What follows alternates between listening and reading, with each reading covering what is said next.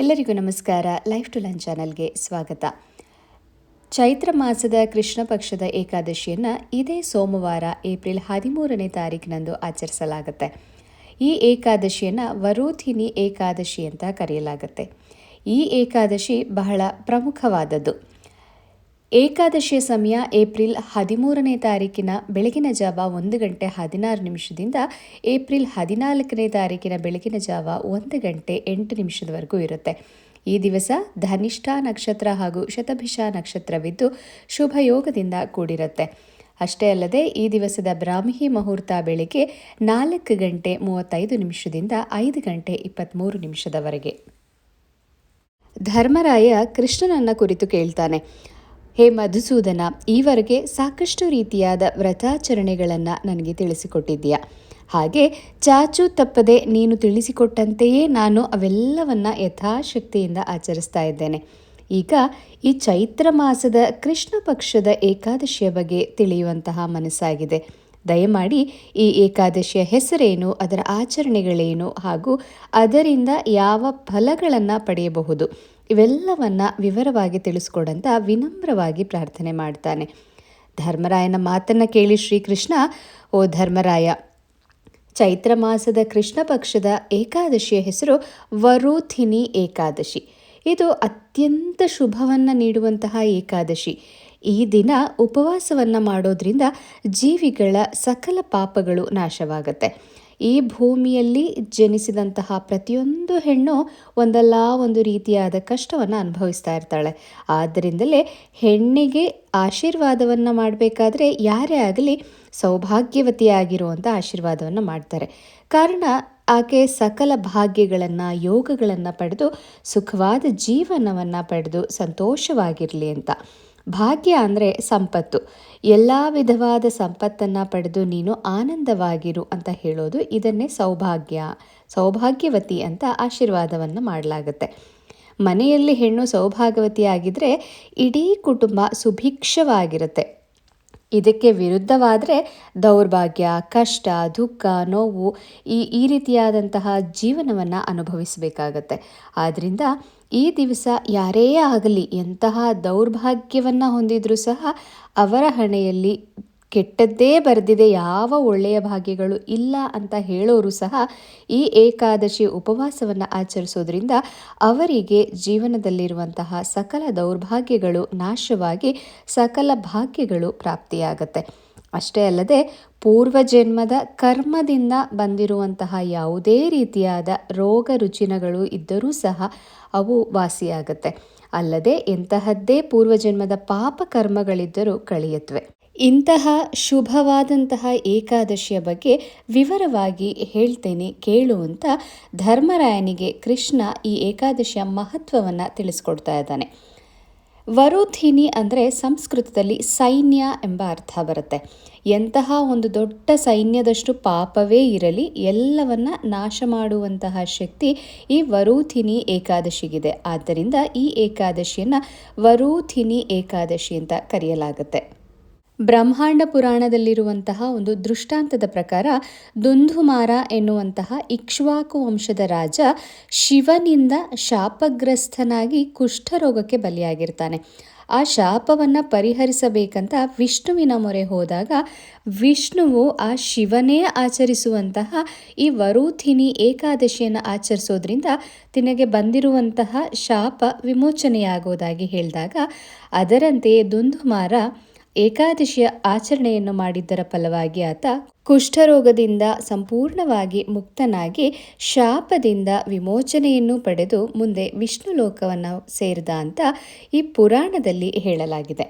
ಹೀಗೆ ನಮ್ಮ ಪೂರ್ವ ಜನ್ಮದಲ್ಲಿ ಮಾಡಿದಂತಹ ತಪ್ಪುಗಳಿಂದಾಗಿ ನಮಗೆ ಈ ಜನ್ಮದಲ್ಲಿ ಏನಾದರೂ ಕಾಯಿಲೆ ರೋಗ ರುಜಿನಗಳು ಕಾಡ್ತಾ ಇದ್ರೆ ಅಂತಹವುಗಳೆಲ್ಲವೂ ಸಹ ಈ ವರೋಧಿನಿ ಏಕಾದಶಿಯ ಆಚರಣೆಯಿಂದ ನಿವಾರಣೆಯಾಗುತ್ತೆ. ಕೃಷ್ಣ ತನ್ನ ಮಾತನ್ನು ಮುಂದುವರಿಸ್ತಾ ಕೃತಯುಗದಲ್ಲಿ ನಡೆದಂತಹ ಒಂದು ಸನ್ನಿವೇಶವನ್ನು ಧರ್ಮರಾಯನಿಗೆ ಹೇಳ್ತಾ ಇದ್ದಾನೆ. ಹಿಂದೆ ಕೃತಯುಗದಲ್ಲಿ ನರ್ಮದಾ ನದಿ ತೀರದಲ್ಲಿ ಒಂದು ನಗರವನ್ನು ಮಾಂಧಾತ ಎಂಬ ರಾಜ ಆಳ್ವಿಕೆ ಮಾಡ್ತಾ ಇದ್ದ. ಆತ ಅತ್ಯಂತ ಪರಾಕ್ರಮಿಯಾಗಿದ್ದು ಮಹಾದಾನಿ ಎನಿಸ್ಕೊಂಡಿರ್ತಾನೆ. ಅಷ್ಟೇ ಅಲ್ಲದೆ ಮಹಾನ್ ತಪಸ್ವಿಯಾಗಿದ್ದು ಗುರು ಹಿರಿಯರಲ್ಲಿ ಅಪಾರವಾದ ಭಕ್ತಿಯನ್ನು ಹೊಂದಿದ್ದು ದೇವತಾ ಕಾರ್ಯಗಳನ್ನು ಬಹಳ ಶ್ರದ್ಧಾ ಭಕ್ತಿಯಿಂದ ಕೇವಲ ತನ್ನ ಕುಟುಂಬಕ್ಕಾಗಿ ಅಷ್ಟೇ ಅಲ್ಲದೆ ತನ್ನ ಇಡೀ ರಾಜ್ಯದ ಜನರ ಕ್ಷೇಮಕ್ಕಾಗಿ ಆಚರಣೆ ಮಾಡ್ತಾ ಇರ್ತಾನೆ.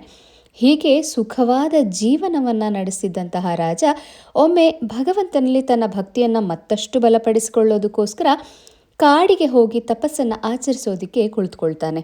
ಹೀಗೆ ಅನೇಕ ದಿನಗಳು ತಪಸ್ಸಿನಲ್ಲಿಯೇ ಮಗ್ನನಾಗಿರ್ತಾನೆ. ಹೀಗಿರುವಾಗ ಒಂದು ದಿನ ಕಾಡಿನಲ್ಲಿ ಎಲ್ಲಿಂದಲೋ ತಪ್ಪಿಸಿಕೊಂಡು ಬಂದಂತಹ ಹಸಿದ ಕರಡಿ ಒಂದು ತಪಸ್ಸಿಗೆ ಕುಳಿತಿದ್ದಂತಹ ಮಾಂಧಾತನ ಮೇಲೆ ಎರಗಿ ಅವನ ತಪಸ್ಸನ್ನು ಭಂಗಗೊಳಿಸಿ ಅವನನ್ನು ಗಾಯಗೊಳಿಸಿಬಿಡುತ್ತೆ. ತಪಸ್ಸಿಗಾಗಿ ಯಾವ ಶಸ್ತ್ರಾಸ್ತ್ರವನ್ನೂ ತೆಗೆದುಕೊಳ್ಳದೆ ಹಾಗೆ ಬರಿಗೈಯಲ್ಲಿ ಕೇವಲ ಕಮಂಡಲವನ್ನು ಅಷ್ಟೇ ಹಿಡಿದು ಬಂದಿದ್ದಂತಹ ಮಾಂಧಾತನಿಗೆ ದಿಕ್ಕು ತೋಚದೆ ಕೇವಲ ಹರಿನಾಮ ಸ್ಮರಣೆಯಲ್ಲೇ ಮುಳುಗಿರ್ತಾನೆ. ಹಸಿದ ಕರಡಿ ಅಷ್ಟೊತ್ತಿಗಾಗಲೇ ಆತನ ಕಾಲಿನ ಸ್ವಲ್ಪ ಭಾಗವನ್ನು ತಿಂದು ಅವನನ್ನು ಅಂಗವಿಕಲನನ್ನಾಗಿಸಿರುತ್ತೆ. ಮುಖವನ್ನೆಲ್ಲ ತನ್ನ ಉಗುರುಗಳಿಂದ ಬಗರಿ ಆತನನ್ನು ವಿಕಾರಗೊಳಿಸಿರುತ್ತೆ. ಆದರೂ ಆತ ತನ್ನ ಹರಿನಾಮ ಸ್ಮರಣೆಯನ್ನು ಮಾತ್ರ ಬಿಡಲಿಲ್ಲ. ಆತನ ಹರಿನಾಮ ಸ್ಮರಣೆಯನ್ನು ಮೆಚ್ಚಿ ವಿಷ್ಣು ಪ್ರತ್ಯಕ್ಷನಾಗಿ ಆ ಕರಡಿಯನ್ನು ಸಂಹಾರ ಮಾಡ್ತಾನೆ. ಭಗವಂತ ಮಾಂಧಾತನಿಗೆ ಹೇಳ್ತಾನೆ, ರಾಜ, ಇವೆಲ್ಲವೂ ನಿನ್ನ ಪೂರ್ವಜನ್ಮದ ಅಪರಾಧದ ಫಲದಿಂದ ನೀನು ಇಂತಹ ದುಸ್ಥಿತಿಯನ್ನು ಎದುರಿಸಬೇಕಾಯಿತು. ಹೆದರಬೇಡ. ಮುಂದೆ ಬರುವ ಚೈತ್ರ ಕೃಷ್ಣ ಪಕ್ಷದ ಏಕಾದಶಿಯಾದ ವರೂಥಿನಿ ಏಕಾದಶಿಯನ್ನು ಆಚರಿಸು. ಅದರಿಂದ ನಿನ್ನೆಲ್ಲ ಪಾಪಕರ್ಮಗಳು ನಿವಾರಣೆಯಾಗಿ ನಿನ್ನ ಮನೋಭಿಲಾಷೆಗಳು ಈಡೇರುತ್ತೆ ಹಾಗೂ ನೀನು ಮುಂಚಿನಂತೆಯೇ ಆರೋಗ್ಯವನ್ನು ಪಡೆಯುವೆ ಅಂತ ಹೇಳಿ ಅಂತರ್ಧಾನನಾಗ್ತಾನೆ. ಮುಂದೆ ರಾಜ ಮಾಂಧಾತನು ವಿಷ್ಣುವಿನ ಆಜ್ಞೆಯಂತೆ ಯಥಾನುಕೂಲ ಯಥಾಶಕ್ತಿಯಿಂದ ಕಾಡಿನಲ್ಲಿಯೇ ಈ ವರೂಥಿನಿ ಏಕಾದಶಿಯನ್ನು ಆಚರಿಸಿ ಪೂರ್ಣ ಉಪವಾಸದಿಂದ ಭಗವಂತನನ್ನು ಆರಾಧಿಸ್ತಾನೆ. ಆದ್ದರಿಂದ ಆತನಿಗೆ ಭಗವಂತನ ಅನುಗ್ರಹವಾಗಿ ಮುಂದೆ ಎಷ್ಟೋ ದೀರ್ಘ ವರ್ಷಗಳ ಕಾಲ ರಾಜ್ಯವನ್ನು ಆಳ್ವಿಕೆ ಮಾಡಿ ಮುಂದೆ ವಿಷ್ಣು ಲೋಕವನ್ನು ಪಡೆದ ಅಂತ ಕೃಷ್ಣ ಧರ್ಮರಾಯನಿಗೆ ತಿಳಿಸ್ತಾನೆ. ಏಕಾದಶಿಯ ಮಹತ್ವವನ್ನು ತಿಳಿಸಿದಂತಹ ಕೃಷ್ಣ ಈ ಏಕಾದಶಿಯ ಆಚರಣೆಯಿಂದ ಯಾವೆಲ್ಲ ಫಲಗಳನ್ನು ಪಡೆಯಬಹುದು ಅಂತ ನಮಗೀಗ ತಿಳಿಸ್ಕೊಡ್ತಾ ಇದ್ದಾನೆ. ಕುರುಕ್ಷೇತ್ರದಲ್ಲಿ ಸೂರ್ಯಗ್ರಹಣದ ಸಮಯದಲ್ಲಿ ಸ್ನಾನವನ್ನು ಮಾಡೋದೇ ಬಹಳ ಶ್ರೇಷ್ಠ. ಅಂತಹ ಜಾಗದಲ್ಲಿ ಅದು ಗ್ರಹಣ ಕಾಲದಲ್ಲಿ ಚಿನ್ನವನ್ನು ದಾನ ಮಾಡೋದ್ರಿಂದ ಸಿಗುವಂಥ ಫಲ ಈ ವರೂಥಿನಿ ಏಕಾದಶಿಯಂದು ಮಾಡುವಂತಹ ಉಪವಾಸದಿಂದ ಫಲ ಪ್ರಾಪ್ತಿಯಾಗತ್ತೆ. ಈ ಉಪವಾಸವನ್ನು ಆಚರಿಸೋದ್ರಿಂದ ಜೀವಿಗಳು ಎರಡೂ ಲೋಕಗಳಲ್ಲಿ ಸಂತೋಷವನ್ನು ಪಡೆದು ಅಂತಿಮವಾಗಿ ಮೋಕ್ಷವನ್ನು ಪಡೀತಾರೆ. ಬಹಳ ಹಿಂದೆ ಶಿವ ತನ್ನ ಕೋಪದಿಂದ ಬ್ರಹ್ಮನ 5ನೇ ತಲೆಯನ್ನು ಕಡಿದಾಗ ಆ ಕಪಾಲ ಶಿವನ ಕೈಗೆ ಅಂಟುಕೊಂಡಿತ್ತು. ಅದು ಎಷ್ಟೋ ಕಾಲದವರೆಗೆ ಹೋಗಲೇ ಇಲ್ಲ. ಶಿವನಿಗೆ ಬ್ರಹ್ಮಹತ್ಯೆಯ ದೋಷ ಉಂಟಾಯಿತು. ಹಾಗೆ ಆತ ಎಲ್ಲ ಕಡೆ ಸಂಚರಿಸ್ತಾ ಇದ್ದ. ಪಾರ್ವತಿ ವಿಷ್ಣುವನ್ನು ಪ್ರಾರ್ಥನೆ ಮಾಡ್ತಾಳೆ. ವಿಷ್ಣುವು ಶಿವನಿಗೆ ಅದರಿಂದ ಮುಕ್ತಿಯನ್ನು ಕೊಡಿಸೋದಾಗಿ ಹೇಳಿ, ಅಂತೆಯೇ ವಿಷ್ಣುವಿನ ಸಲಹೆಯಂತೆ ಶಿವ ಕಾಶಿ ಕ್ಷೇತ್ರದಲ್ಲಿ ಗಂಗಾ ನದಿಯ ತೀರದಲ್ಲಿ ವರೂಥಿನಿ ಏಕಾದಶಿಯನ್ನು ಆಚರಿಸಿದ್ದರ ಫಲವಾಗಿ ಕೈಗೆ ಅಂಟಿದ್ದಂತಹ ಕಪಾಲದಿಂದ ಮತ್ತು ಬ್ರಹ್ಮಹತ್ಯಾ ದೋಷದಿಂದಲೂ ಸಹ ಮುಕ್ತನಾಗ್ತಾನೆ.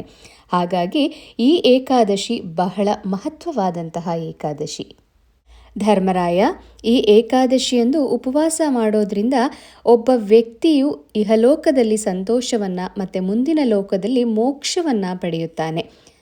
ಎಂತಹ ಏಕಾದಶಿ ಅಂದರೆ ಬೃಹತ್ ಗಾತ್ರದ, ಊಹಿಸಲು ಸಾಧ್ಯವಾದಷ್ಟು ಪುಣ್ಯವನ್ನು ತಂದುಕೊಡುವಂತಹ ಏಕಾದಶಿ ಈ ವರೂಥಿನಿ ಏಕಾದಶಿ. ನಮ್ಮಲ್ಲಿರುವ ಸಕಲ ಪಾಪಗಳನ್ನು ನಾಶ ಮಾಡಿಬಿಡುವಷ್ಟು ಶಕ್ತಿಶಾಲಿಯಾದಂತಹ ಏಕಾದಶಿ ಈ ವರೂಥಿನಿ ಏಕಾದಶಿ. ಈ ಏಕಾದಶಿಯಂದು ಉಪವಾಸ ಮಾಡುವುದರಿಂದ ಹಿಂದೆ 10,000 ವರ್ಷಗಳ ಕಾಲ ತಪಸ್ಸನ್ನು ಆಚರಿಸಿ ಪಡೆಯಬೇಕಾಗಿದ್ದಂತಹ ತಪಸ್ಸಿನ ಫಲವನ್ನು ಈ ಒಂದು ಏಕಾದಶಿಯನ್ನು ಆಚರಿಸುವುದರಲ್ಲೇ ಪಡೆಯಬಹುದು. ಈ ಏಕಾದಶಿಯ ಫಲದಲ್ಲಿಯೇ ತಿಳಿಸಿರುವ ಹಾಗೆ ಕುದುರೆಯನ್ನು ದಾನ ಮಾಡಿ ಭೂಮಿಯನ್ನು ದಾನ ಮಾಡೋದಕ್ಕಿಂತ ಆನೆಯನ್ನು ದಾನ ಮಾಡುವುದು ಉತ್ತಮ ಅಂತ ಶಾಸ್ತ್ರಗಳಲ್ಲಿ ಹೇಳಲಾಗಿದೆ. ಹಾಗೆ ಕಾಲಕಾಲಕ್ಕೆ ಆ ಜೀವಿಯ ಅನುಕೂಲಕ್ಕೆ ತಕ್ಕಂತೆ ಆನೆಯನ್ನು ಯಾರಿಗಾದರೂ ದಾನ ಮಾಡೋದಕ್ಕಿಂತ ಉತ್ತಮವಾದದ್ದು ಎಳ್ಳು ದಾನ. ಎಳ್ಳು ದಾನ ಮಾಡುವುದಕ್ಕಿಂತ ಚಿನ್ನ ದಾನ ಮಾಡುವುದು ಉತ್ತಮ. ಹಾಗೆ ಆಹಾರ ದಾನ ಮಾಡುವುದು ಚಿನ್ನ ದಾನಕ್ಕಿಂತ ಬಹಳ ಉತ್ತಮ. ಆಹಾರ ದಾನ ಮಾಡುವುದಕ್ಕಿಂತ ಜಗತ್ತಿನಲ್ಲಿ ಬೇರೆ ಇನ್ನೊಂದಿಲ್ಲ. ಹಾಗಾಗಿ ಆಹಾರವನ್ನು ದಾನ ಮಾಡೋದ್ರಿಂದ ಪೂರ್ವಜರು, ದೇವರುಗಳು, ಮಾನವರು ಎಲ್ಲರೂ ತೃಪ್ತರಾಗ್ತಾರೆ. ಹೀಗೆ ಈ ಏಕಾದಶಿಯ ದಾನದ ಶ್ರೇಷ್ಠತೆಯನ್ನು ವರೂಥಿನಿ ಏಕಾದಶಿಯ ವ್ರತಕಥೆಗಳಲ್ಲಿ ತಿಳಿಸಲಾಗಿದೆ. ಇಷ್ಟೇ ಅಲ್ಲದೆ ವಿಶೇಷವಾಗಿ ಕನ್ಯಾದಾನವನ್ನು ಶಾಸ್ತ್ರಗಳಲ್ಲಿ ಆಹಾರ ದಾನಕ್ಕೆ ಅಂತೆಯೇ ಪರಿಗಣಿಸಲಾಗಿದೆ. ವರೂಥಿನಿ ಏಕಾದಶಿಯಂದು ಉಪವಾಸ ಮಾಡೋದ್ರಿಂದ ಅನ್ನದಾನ, ಕನ್ಯಾದಾನದಂತಹ ಅತ್ಯುತ್ತಮ ದಾನಗಳ ಫಲವನ್ನು ಪಡೀತಾರೆ. ಹಿಂದೆ ವರದಕ್ಷಿಣೆಯಂತೆಯೇ ವಧುದಕ್ಷಿಣೆಯೂ ಇತ್ತು.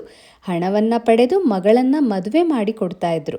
ಆ ರೀತಿ ಹಣವನ್ನು ತೆಗೆದುಕೊಳ್ಳುವವರು ಅಥವಾ ಸೋಮಾರಿತನ ಮತ್ತು ಮೂರ್ಖತನದಿಂದ ಹೆಣ್ಣು ಮಕ್ಕಳನ್ನು ಹಿಂಸಿಸಿ ಹಣ ತಿನ್ನೋರು, ಹಣಕ್ಕಾಗಿ ಅವರನ್ನು ಬಳಸಿಕೊಳ್ಳೋರು, ಹೆಣ್ಣನ್ನು ಮಾರುವವರು, ಅಷ್ಟೇ ಅಲ್ಲದೆ ಹೆಣ್ಣನ್ನು ಹೀನಾಯವಾಗಿ ನೋಯಿಸುವುದು, ಸಾಯಿಸುವುದು, ಯಾವುದೇ ಕೆಟ್ಟ ಕೆಲಸವನ್ನು ಮಾಡಿದರೂ ಸಹ ನರಕದಲ್ಲಿ ಬಳಲ್ತಾರೆ. ಹಾಗೆ ಮುಂದಿನ ಜನ್ಮದಲ್ಲಿಯೂ ಸಹ ಕೆಟ್ಟ ಜೀವಿಯಾಗಿಯೇ ಜನಿಸಬೇಕಾಗತ್ತೆ.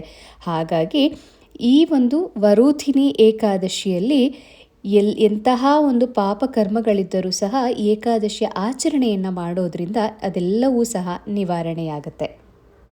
ಉಪವಾಸ ಮಾಡುವಂತಹ ವ್ಯಕ್ತಿ ಸಂಪೂರ್ಣವಾಗಿ ಬ್ರಹ್ಮಚರ್ಯದಿಂದ ಇರಬೇಕು.